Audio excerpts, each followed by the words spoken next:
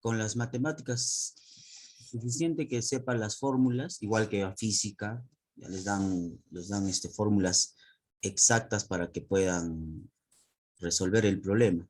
A diferencia de ello, la lectura sobre todo, te da todo una ingente información para poder analizarla. Por eso es que el lenguaje, comprensión de textos, parece, solo porque pensamos que leer un poco ya podemos analizar o somos expertos, entre comillas, podemos manejar toda la información. Seguramente o se habrán dado cuenta que hay palabras que son desconocidas, que no las utilizamos a diario. Otro, al momento de leer, así como tenemos o vamos a tener ese hábito de lectura, también vamos a poder, en nuestro subconsciente se nos va a grabar cómo es la forma que se está enlazando estas palabras.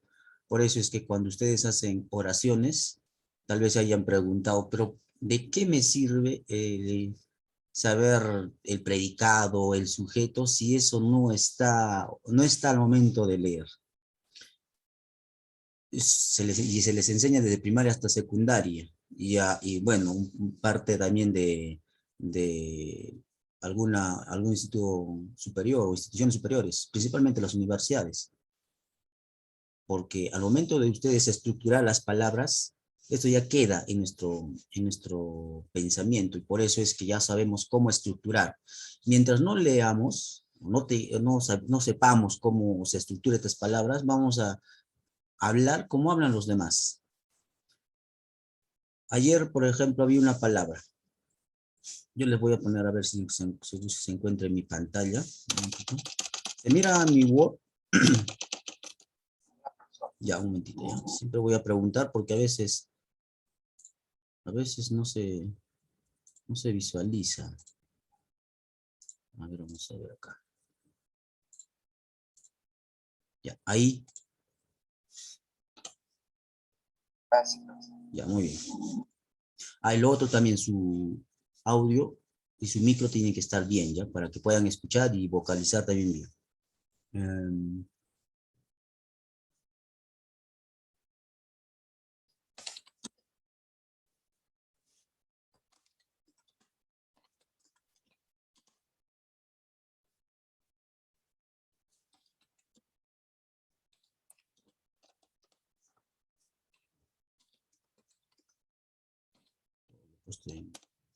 Disculpe, profe, ¿mi audio se escucha bien o ya no se escucha como medio... ¿Se escucha bien? Sí, está bien, está bien. En la grabación es el detalle, ya me he dado cuenta, porque yo les escucho bien, no se preocupen.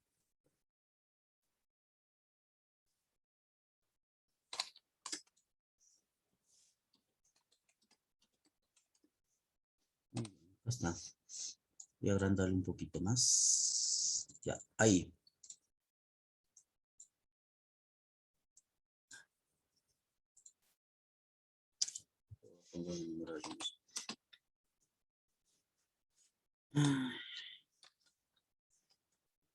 Ya, ¿cuál de las dos oraciones está mal? ¿O las dos están bien? Las dos son correctas en todo caso.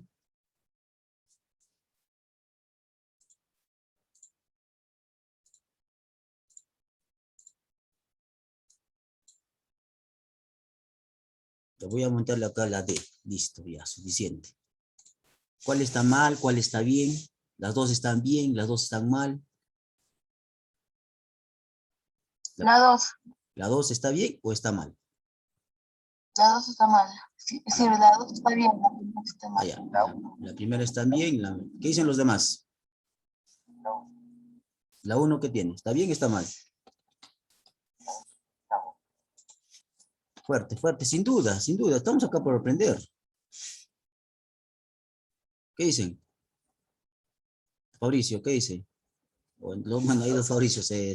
Ludwig, ¿qué dices? ¿La primera, la 1 o la 2?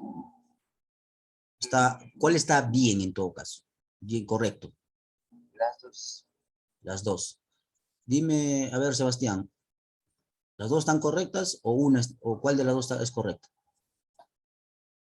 Yo creería que estaría correcta las dos. La dos. Muy bien.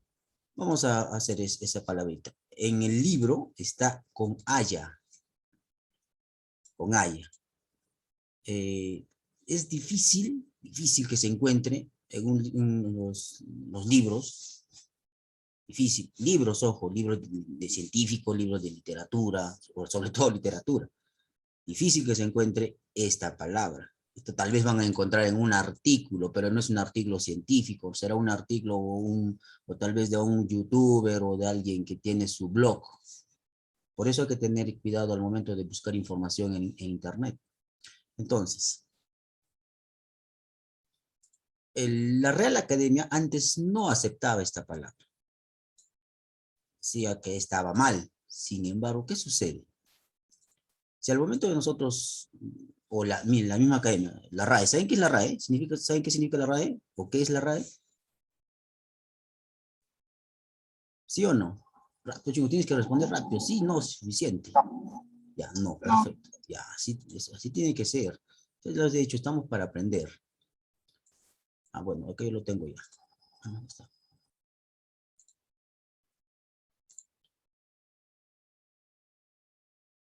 Listo. ¿Se ve mi pantalla lo que estoy mostrando? Sí, profesor. La Real Academia Española. Eso es la RAE. Es más, tiene su diccionario. Acá pueden buscar todas las palabras. Acá está el diccionario, el de la Real Academia Española. No el de Coquito, ojo, no el de Coquitos pequeños, no, sino los que son de 2 volúmenes, los grandes, voluminosos, donde está todas las palabras. Obviamente que no todas. Hay palabras que nosotros inventamos o utilizamos y no se van a encontrar acá. Todavía recién la Real Academia Española estudia a ver si es que se ha masificado, está por todo el mundo. Entonces, en este caso, ya antes la Real Academia Española no aceptaba esta palabra. ¿Y qué sucede? Ahora la acepta, más no de forma oficial. ¿Qué quiere decir? Que si la Real Academia aceptaría como tal, como forma oficial, nosotros o el mundo académico, sobre todo los que están estudiando, así como ustedes, como yo, hablaríamos y eso sería normal. Sin embargo, no sucede así, porque solamente hay una forma, que es el haya. El haya utiliza a las personas que, uno, no tuvieron educación, dos, que tal vez no les ha interesado al momento de estudiar o tal vez al momento de aprender gramática o lenguaje, o simplemente no ha leído. Por eso es muy importante saber diferenciar, ¿ya? No por ello, por eso la Real Academia Española acepta, no de forma oficial, acepta, ¿por qué? Porque si diría que no está correcto, está mal, diría de esa forma la Real Academia Española, estaría discriminando a las personas que tal vez no, por no tener la opción de estudiar, o sobre todo de estudiar por medios económicos tal vez, estaría discriminando. Por eso es que también la Real Academia Española la acepta hasta cierto punto también. ¿Listo? Por eso entonces hay que tener cuidado. Y en las lecturas nosotros nos vamos a fijar, hay que ser también observador. Claro, hace poco o en el anterior ponía así, ¿no es cierto? Sin la D. Wow, la mayoría de nosotros hablamos así.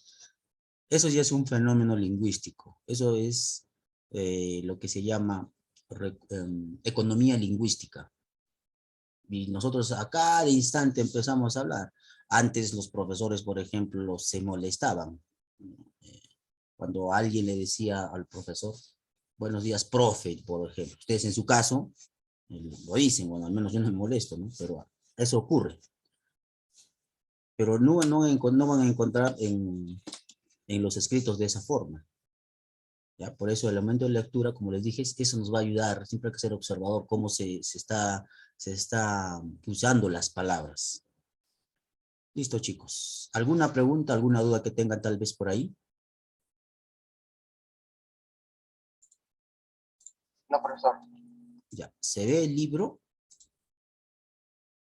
Sí, profesor. Ya. Profesor. Ya. Todos se han ubicado en la página 20, todos están acá en el párrafo donde estoy sombreando. ¿Sí? Sí. Ya, muy bien. Voy a leer esta primera parte. Siempre voy a empezar a leer, o tal vez al final, sobre todo al inicio, para que ustedes tengan una guía, más o menos. Obviamente, la verdad es, también yo tengo que tener fallas. Eso no significa que yo lo voy a leer perfecto, ¿ya? Entonces, pero van a tener, como les dije, una guía como más o menos pueden hacer la entonación al momento de leer. Y como siempre, tengan presente en las comas, las pausas, que son las comas, ahí. Voy a ponerlo.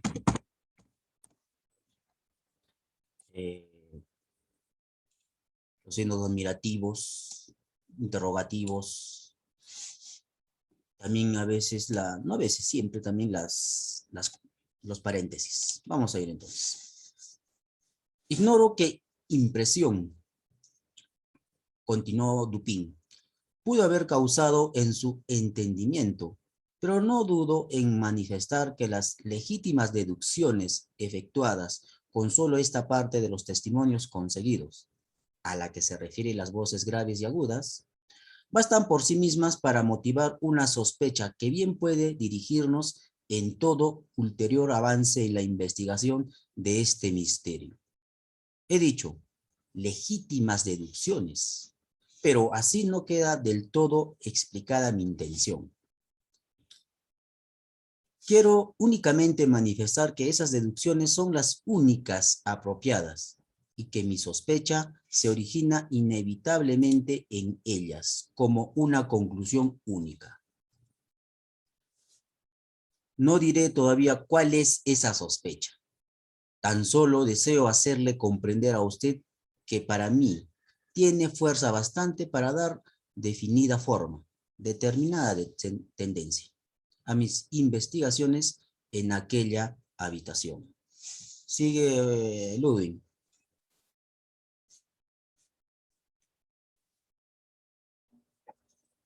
Mentalmente trasladémonos a ella. ¿Qué es lo primero que hemos de buscar allí? Los medios de evasión utilizados por asesinos. No hay necesidad de decir que ninguno de los dos creemos en este momento en acontecimientos fundamentales. Madame y Mademoiselle L'Espanaye no han sido evidentemente asesinadas por espíritus. Quienes han cometido el crimen fueron seres materiales y escaparon por procedimientos materiales. ¿De qué modo? Afortunadamente, solo hay una forma de razonar con respecto a este punto. Y este habrá de llevarnos a una solución precisa. Examinemos, pues, uno por uno, los posibles medios de evasión. Cierto es que los asesinos se encontraban en la alcoba donde se hallaba Mademoiselle L'Espanaye, o cuando menos en la contigua. Cuando las personas subían las escaleras. Por tanto, solo hay que investigar las salidas de estas dos habitaciones. La policía ha dejado al descubierto los pavimentos, los techos y la mampostería de las paredes en todas partes. A su vigilancia no hubieran podido escapar de determinadas salidas secretas, pero yo no me fiaba de sus ojos y he querido examinarlo con los míos. En efecto, no había salida secreta. Las puertas de las habitaciones que daban al pasillo estaban cerradas perfectamente por dentro. Veamos las chimeneas. Aunque de anchura normal, hasta una altura de 8 o 10 pies sobre los hogares, no puede, en toda su longitud, ni siquiera dar cabida a un gato corpulento. La imposibilidad de salida por los ya indicados medios es por tanto absoluta. Así, pues, no nos quedan más que las ventanas por la de la alcoba que da a la fachada principal. No hubiera podido escapar nadie sin que la muchedumbre que había en la calle norte lo hubiese notado. Por lo tanto, los asesinos han de haber pasado por las habitaciones, de la habitación posterior, llevados pues de estas deducciones y de forma tan equivocada, inequívoca, a esta conclusión no podemos, según un minucioso razonamiento, rechazarla teniendo en cuenta aparentes imposibilidades. No nos queda por demostrar que estas aparentes imposibilidades en realidad no lo son. En la habitación hay dos ventanas. Una de ellas no se halla obstruida por las mujeres, y esta está completamente visible. La parte inferior de la obra la oculta a la vista la cabecera de la pesada armazón del techo. Estrechamente pegada a ella, la primera de las dos ventanas está fuertemente cerrada y asegurada por dentro. Resistió a los más violentos esfuerzos que quienes intentaron levantarla. En la parte izquierda de su marco veíase un grupo de mujeres, practicado con una barrena y un clavo muy grueso hundido en el asta hasta la cabeza. Al examinar la otra ventana se encontró otro clavo semejante, clavado de la misma forma, y un vigoroso esfuerzo para separar el marco fracasó también. La policía se convenció entonces de que por ese camino no se había efectuado la salida, y por esta razón consideró superfluo quitar aquellos clavos y abrir las ventanas. Mi examen fue más minucioso por la razón que acabo de decir, ya que sabía era preciso probar que todas aquellas aparentes posibilidades no lo eran realmente.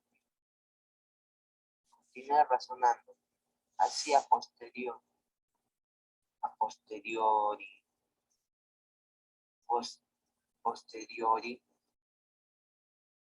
los asesinos han debido de escapar por de las ventanas. Poniendo esto, no es fácil que pudieran haberlas sujetado por dentro. ¿Cómo se las ha encontrado? Consideración que, por su evidencia, paralizó las investigaciones de la policía en este aspecto. No obstante, las ventanas estaban cerradas y aseguradas. Era, pues, preciso que pudieran cerrarse por sí mismas. No había modo a escapar con esta, no había modo de escapar a esta conclusión, y traté de levantar el marco. Como yo suponía, resistió a todos los esfuerzos. Había, pues, evidentemente su resorte escondido, y este hecho, corroborado por mi idea, me convenció de que mis premisas, por muy misteriosas que apareciesen las circunstancias relativas a los clavos, eran correctas. Una minuciosa investigación me hizo descubrir pronto el oculto resorte. Lo oprimió y, satisfecho con mi descubrimiento, me abstuve de abrir la ventana. Volví entonces a colocar el clavo en su sitio. Después de haberlo examinado atentamente, una persona que hubiera pasado por aquella ventana podía haberla cerrado y haber funcionado solo con su resorte. Pero el clavo no podía haber sido colocado. Esta conclusión es clarísima. Mucho el campo de mis investigaciones. Los asesinos debían, por tanto, de haber escapado a otra ventana. Suponiendo que los dos resortes fueron iguales como era posible, debía, pues, de haber una diferencia entre los clavos, o por lo menos en su colocación. Le subí sobre las correas de la armadura del techo y por encima de su cabecera examiné minuciosamente la segunda ventana pasando la mano por detrás de la ventana de la manera.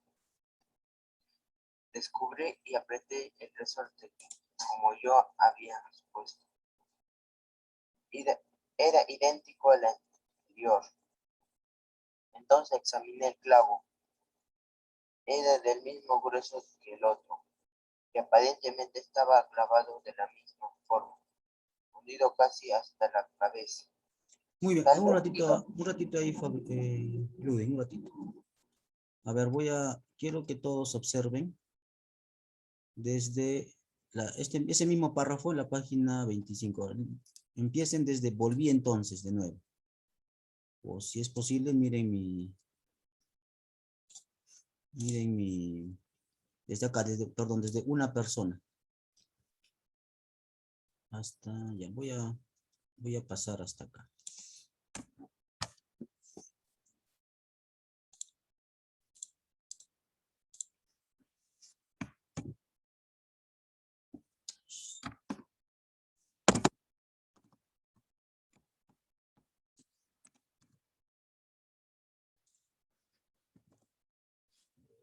Miren mi pantalla. ¿Está viendo mi Word? ¿Se mira el Word? ¿Qué pasó? Bien.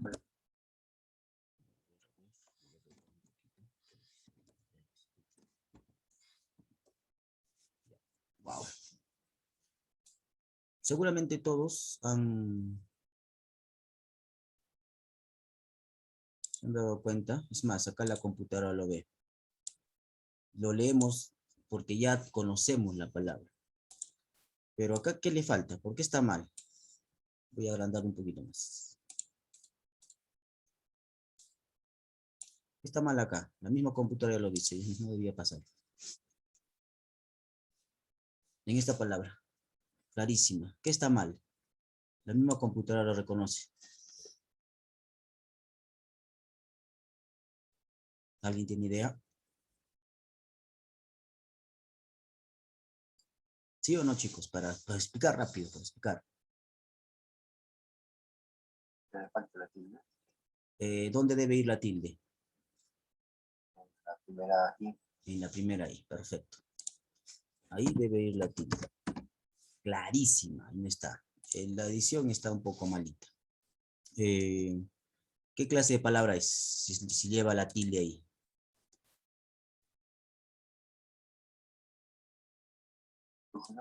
Esdrújula. Todas las esdrújulas siempre llevan tilde. Eso hacen a cada rato, ¿no? Todas las esdrújulas siempre llevan tilde en la penúltima palabra. Sería aguda, si lleva ahí la mayor fuerza de voz. Grave, si lleva la mayor fuerza de voz ahí. Y esdrújula, si lleva la mayor fuerza de voz ahí. Sobre esdrújula sería la última. Y así. En este caso es una palabra esdrújula. Muy bien. Ahora sí.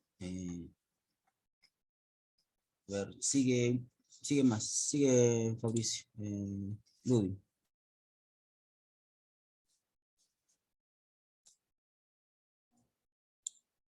Tal vez diga usted que me quede perplejo, pero si piensa semejante, ¿qué cosa es que no ha comprendido bien las instituciones? Sirviéndome de un término deportivo, no me he encontrado ni una vez en falta. El rastro no se ha perdido ni un solo instante. En ningún eslabón de la cadena ha habido ningún deseo. Hasta su última consecuencia he seguido el secreto. La consecuencia era el clavo. En todos sus aspectos, he dicho, aparentaba ser análogo, anal- análogo al de la otra ventana. Pero todo esto era, era nada, tan, tan destructivo como parecía, comparado con la configuración de en aquel punto de artificio. Debe de haber algún desespero. Claro, lo que toqué en su cabeza con, con más, casi un cuarto de su espiga. Se me quedó en la mano,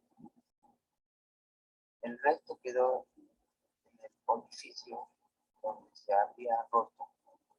La rotura era antigua, como se deducía el óxido de sus bordes, y al parecer había sido producido por un martillazo que dio una parte de la cabeza, la superficie del mar. Muy bien.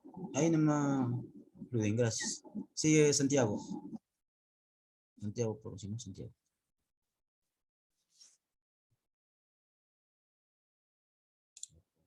Estoy equivocando de nombre. Sigue. Sí, Sebastián, perdón, estoy equivocando. Sebastián. Volví entonces a colocar cuidadosamente aquella parte en el lugar de donde la había separado, y su semejanza con un clavo intacto fue completa. La rotura era inapreciable. Apreté el resorte y levanté suavemente el marco unas pulgadas. Con él subió la cabeza del clavo, quedando fija en su agujero. Cerré la ventana y fue otra vez perfecta la apariencia del clavo entero. Hasta aquí estaba resuelto el enigma. El asesino había huido por la ventana situada a la cabecera del lecho. Al, al bajar por sí misma, luego de haber escapado por ella, o tal vez al ser cerrada deliberadamente, se había quedado sujeta por el resorte, y la sujeción de este había engañado a la policía, confundiéndola con la del clavo, por lo cual se había considerado innecesario proseguir la investigación. El problema era ahora saber cómo había bajado el asesino. Sobre este punto me sentía satisfecho de mi paseo en torno al edificio. Aproximadamente a 5 pies y medio de la ventana en cuestión pasa la cadena de pararrayos. Por esto hubiera sido imposible a cualquiera llegar hasta la ventana, y ya no digamos entrar. Sin embargo, al examinar los postigos del cuarto piso, vi que eran de una superficie particular, que los carpinteros parisienses llaman ferrades, especie poco usada hoy, pero hallada frecuentemente en las casas antiguas de Lyon y Burdeos. Tienen la forma de una puerta normal, sencilla y no de dobles batientes, excepto que su mitad superior está enrejada o trabajada a modo de celosía, por lo que ofrece un asidero excelente para las manos. En el caso en cuestión, estos postigos tienen una anchura de 3 pies y medio, más o menos. Cuando los vimos desde la parte posterior de la casa, los dos estaban abiertos hasta la mitad, es decir, formaban con la pared un ángulo recto. Es probable que la policía haya examinado como yo la parte posterior del edificio, pero al mirar las paredes en el sentido de su anchura, como deben de haberlo hecho, no se han dado cuenta de la dimensión en este sentido, o cuando menos no le han dado la necesaria importancia. En realidad, una vez se convencieron de que no podía efectuarse la huida por aquel lado. No lo examinaron sino superficialmente.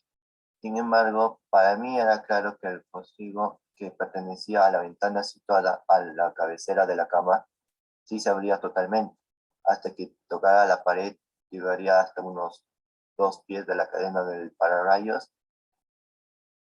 También estaba claro que con el esfuerzo de una energía y un valor insólitos, podía muy bien haberse entrado por aquella ventana con ayuda de la cadena.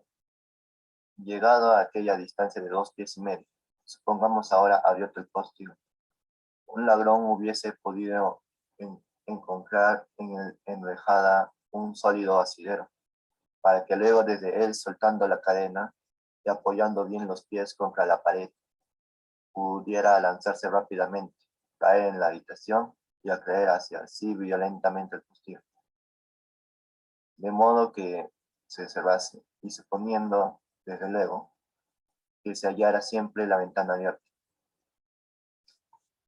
Tenga usted en cuenta que me he referido a una energía insólita, necesaria para llevar a cabo con éxito una empresa tan arriesgada y difícil. Mi propósito es el de demostrarle, en primer lugar, que el hecho podría realizarse, y en segundo, y muy principalmente, llamar su atención sobre el carácter extraordinario, casi sobrenatural, de la agilidad necesaria para su ejecución. Me replicará usted, sin duda, valiéndose del lenguaje de la ley, que para defender mi causa debería más bien prescindir de la energía requerida en ese caso, antes que insistir en valorarla exactamente. Esto es realizable en la práctica forense, pero no en la razón. Mi objetivo final es la verdad tan solo, y mi propósito inmediato conducir a usted a que compare esta insólita energía de que acabo de hablarle con la peculiarísima voz aguda o áspera y desigual, con respecto a cuya nacionalidad que no se han hallado ni siquiera 2 testigos que estuviesen de acuerdo, y en cuya pronunciación no ha sido posible descubrir una sola sílaba. A estas palabras comenzó a formarse en mi espíritu una vaga idea de lo que pensaba Dupin. Me parecía llegar al límite de la comprensión, sin que todavía pudiera entender. Lo mismo que esas personas que se encuentran algunas veces al borde de un recuerdo y no son capaces de llegar a conseguirlo. Mi amigo continuó su razonamiento. Habrá usted visto, dijo, que he retrotraído la cuestión del modo de salir al de entrar. Mi plan es demostrarle que ambas cosas se han efectuado de la misma manera y por el mismo sitio. Volvamos ahora al interior de la habitación. Estudiemos todos sus aspectos. Según se ha dicho, los cajones de la cómoda han sido saqueados, aunque han quedado en ellos algunas prendas de vestir. Esta conclusión es absurda. Es una simple conjetura, muy necia, por cierto, y nada más. ¿Cómo es posible saber que todos esos objetos encontrados en los cajones no eran todo lo que contenían? Madame Spanagne y su hija vivían una vida excesivamente retirada. No se trataban con nadie, salían rara vez y por consiguiente tenían pocas ocasiones para cambiar de vestido. Los objetos que se han encontrado eran de tan buena calidad por lo menos como cualquiera de los que posiblemente hubiesen poseído esas señoras. Si un ladrón hubiese cogido alguno, ¿por qué no los mejores? ¿O por qué no todos? En fin, hubiese abandonado 4.000 francos en oro para cargar con un fardo de ropa blanca, el oro fue abandonado. Casi la totalidad de la suma mencionada por Monsieur Mignaud, el banquero, ha sido hallada en el suelo, en los saquitos. Insisto, por tanto, en querer descartar de su pensamiento la idea desatinada de un motivo, engendrada en el cerebro de la policía por esa declaración que se refiere a dinero entregado a la puerta de la casa. Coincidencias 10 veces más notables que esta. Entrega del dinero y asesinato, 3 días más tarde, de la persona que lo recibe. Se presenta constantemente en nuestra vida sin despertar siquiera nuestra atención momentánea. Por lo general, las coincidencias son otros tantos motivos de error en el camino de esa clase de pensadores educados de tal modo que nada saben de la teoría de probabilidades.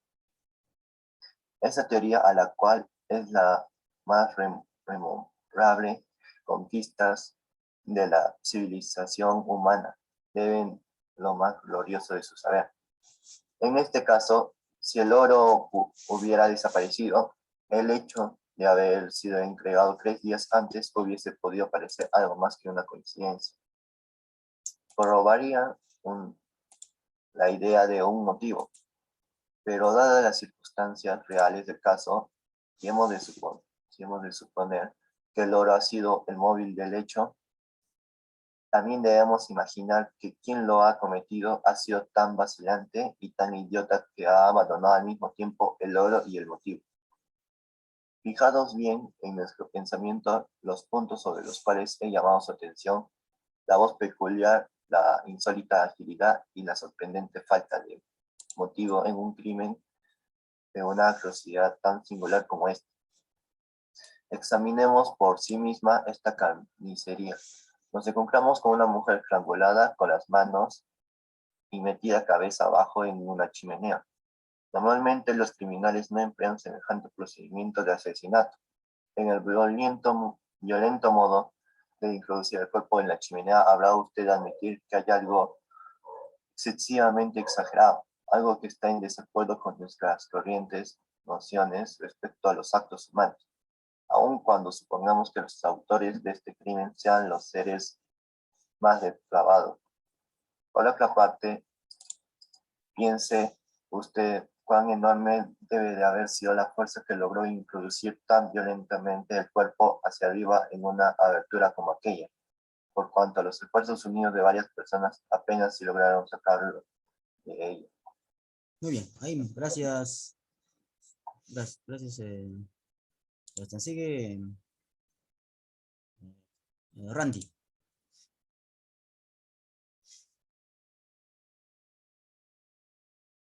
Randy.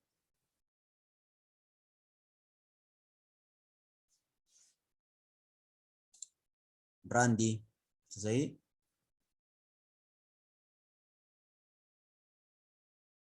Parece que está mal su internet.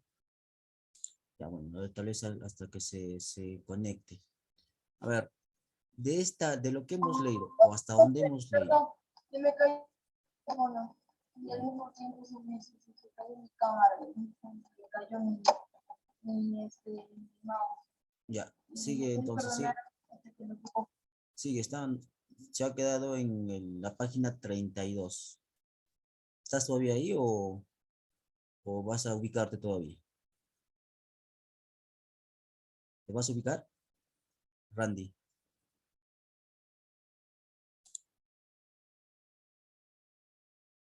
Randy, sí, ¿te vas a ubicar? ¿Estás ahí todavía en la página o recién te vas a ubicar? ya estoy en la página. Ya, entonces sigue acá donde estoy sombreando, tal vez ahí si miras. Dice, fijemos ahora nuestra atención en otros indicios. Fijemos toda nuestra atención en otros indicios que ponen de manifiesto este vigor maravilloso. Había en el hogar unos especies mechones de grises sabios humanos. Habían sido arrancados del cuadro.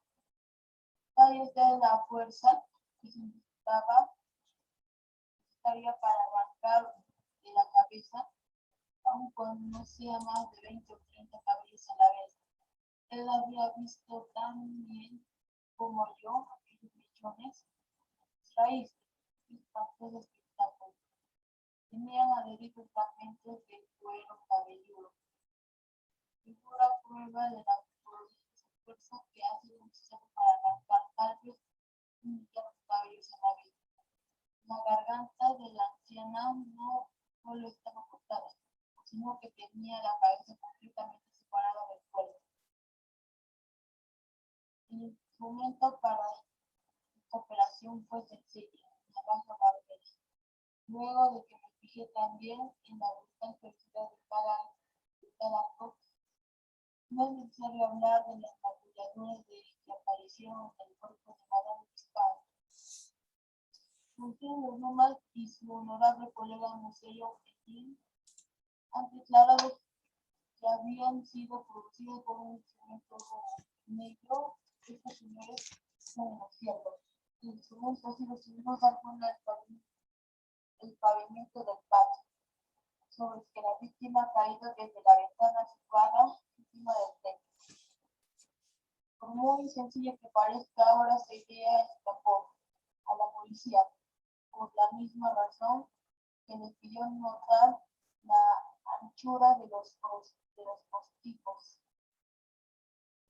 porque daba la circunstancia de que los cabos de excepción estaba herméticamente cerrada la idea de que la ventana hubiera podido ser abierta. Y ahora, como añadidura a todo esto, ¿ha reflexionado usted acerca del extraño desorden de la habitación? Hemos llegado ya al punto de combinar las ideas de agilidad, maravillosa fuerza sobrehumana bestial, carnicería sin cultivo, una grosería en lo horrible, extraña en absoluto a la humanidad, y una voz extranjera por su acento para los oídos de los hombres de distintas naciones y desprovistas de todo silabeo que pudieran advertirse intangiblemente que se deduce de todo ello. ¿Cuál es la impresión que produce esa imaginación? Al hacerme Dupin esta pregunta, sentí un escalofrío. Un loco cometido este crimen, dije, algún lunático curioso que hemos escapado de alguna nación distante vecina. En algunos aspectos me contestó que no estaba descartada de desacertadas ideas, pero hasta más feroces auxilios, las voces de los locos no parecen nunca esa voz peculiar que oyen en la calle. Los locos pertenecen a una nación cualquiera y su lenguaje, aunque incoherente, siempre es articulado. Por otra parte, el cabello de un loco no parece al que yo tengo en la mano, que es legítimamente disparo, de Madame Bisbal. He desheredado este pequeño mechón. ¿Usted puede decir esto? Exclamé, completamente desalentado. ¿Qué cabello más raro? No es un cabello humano. No he dicho que lo fuera. Pero antes de decidir con respecto a este particular, le ruego que examine este pequeño diseño que he trazado de un trozo de papel y un facsimile que representa lo que una parte de los testigos ha declarado como cadenas maravilladoras y profundos rasguños producidos por las uñas en el cuello de Madame Bisbal, y que los doctores y quien llaman a una serie de manchas lívidas evidentes producidas por la impresión de los dedos. Comprenderá usted, continuó mi amigo, desoblando el papel sobre la mesa.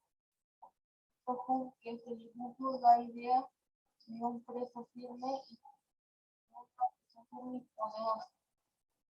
hasta la muerte. Pues aquí no hay deslizamiento visible. Cada vez ha conservado quizás hasta la muerte de la víctima. La terrible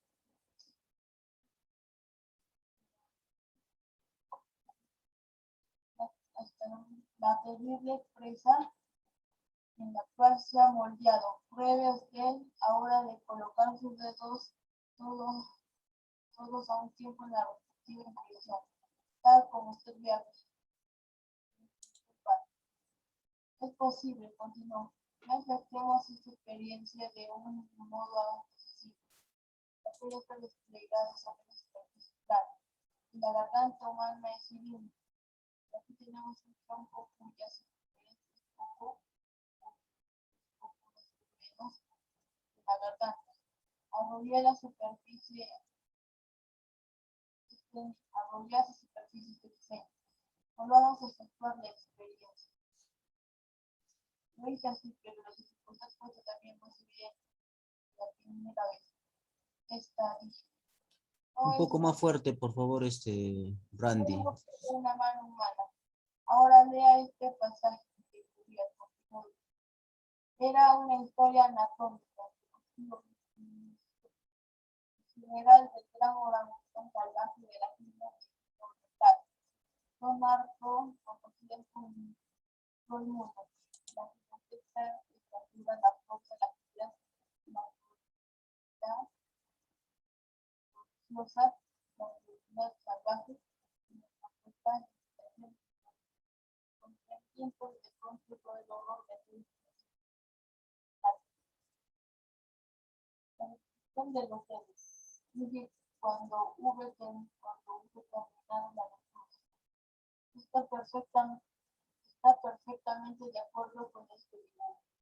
No creo que algún animal excepto el orangután de la especie de aquí menciona puede haber dejado huellas como las que ha dibujado usted. Esta versión de pelo ralo tiene el mismo carácter que el animal descrito por Cuvier, pero no me es posible comprender las circunstancias de este espantoso suceso. Hay que tener en cuenta además que se volvieron a disputar las dos, e indiscutiblemente una de ellas la dispersión francesa. Cierto, y encontrará usted una expresión atribuida casi unívocamente a esa voz. Los testigos, la expresión de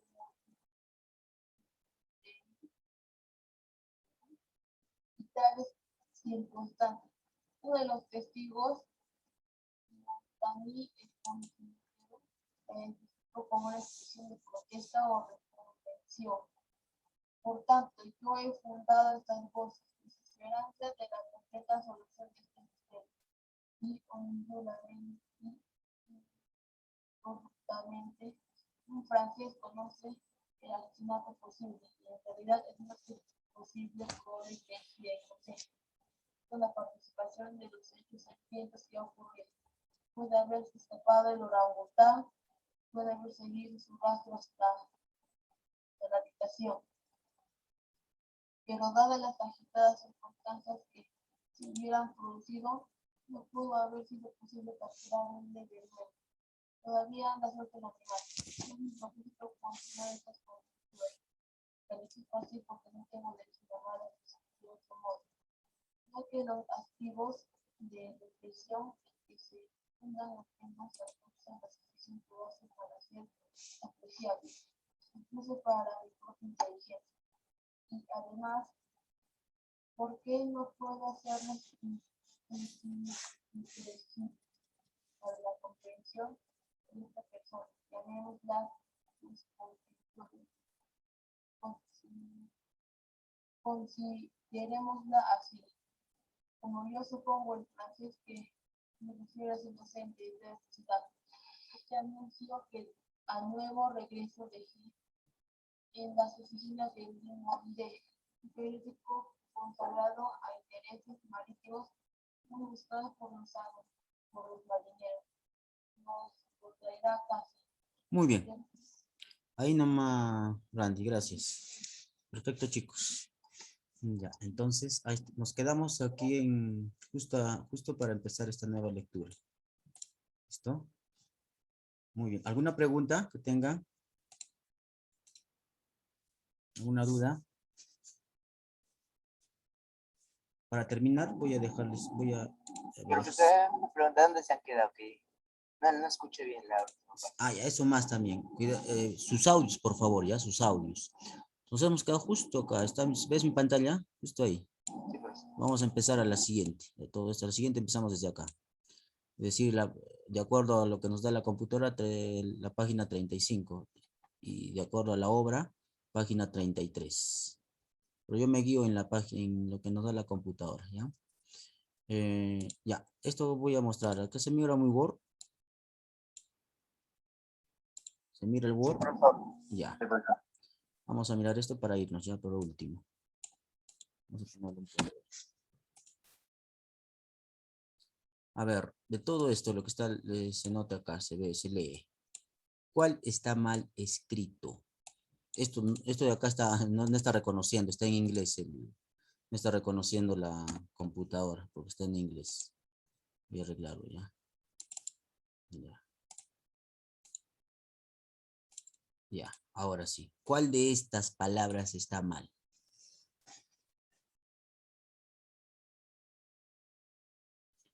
Recuerden en todo lo que tienen. Puede ser ortográfico, puede ser... ya, solo ortográfico. No tiene nada que ver con la sintaxis, es decir, la oración. Alguna está mal tildada, le falta una tilde o tiene una tilde por gusto. Voy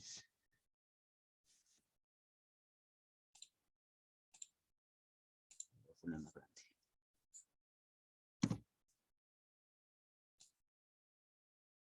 ¿Alguna idea? Listo, chicos. Con la respuesta les digo.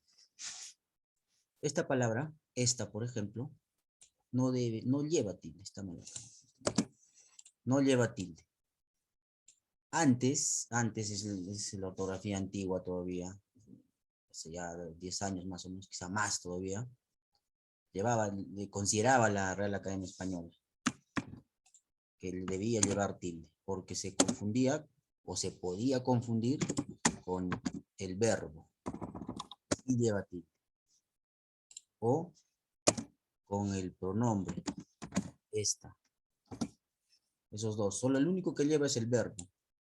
En este caso, por esta hubiera, esta es parte de un determinante. Por eso es que no lleva tilde, ¿ya?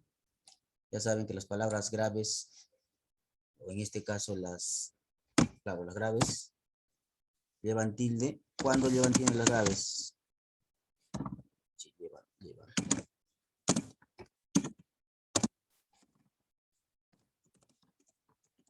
Tilde las graves. Cuando termina en cualquier consonante.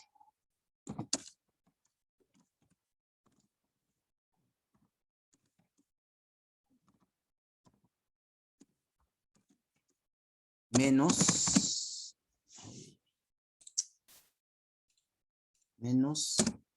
en N, S o vocal. Ahí no lleva. Y esta está terminando en vocal, por ende no lleva tilde. No hay confusión con esta que es en determinante o este pronombre. ¿Ya? Muy bien, hasta ahí es, como les decía, el libro es un poquito antiguo y es de tradición.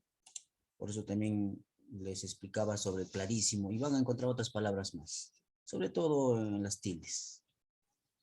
Muy bien, chicos, entonces, hasta aquí. Ya mañana nos vemos. Chao, chao, cuídense si es que no hay otra pregunta. Tal vez por ahí tengan alguna otra duda. ¿Nada?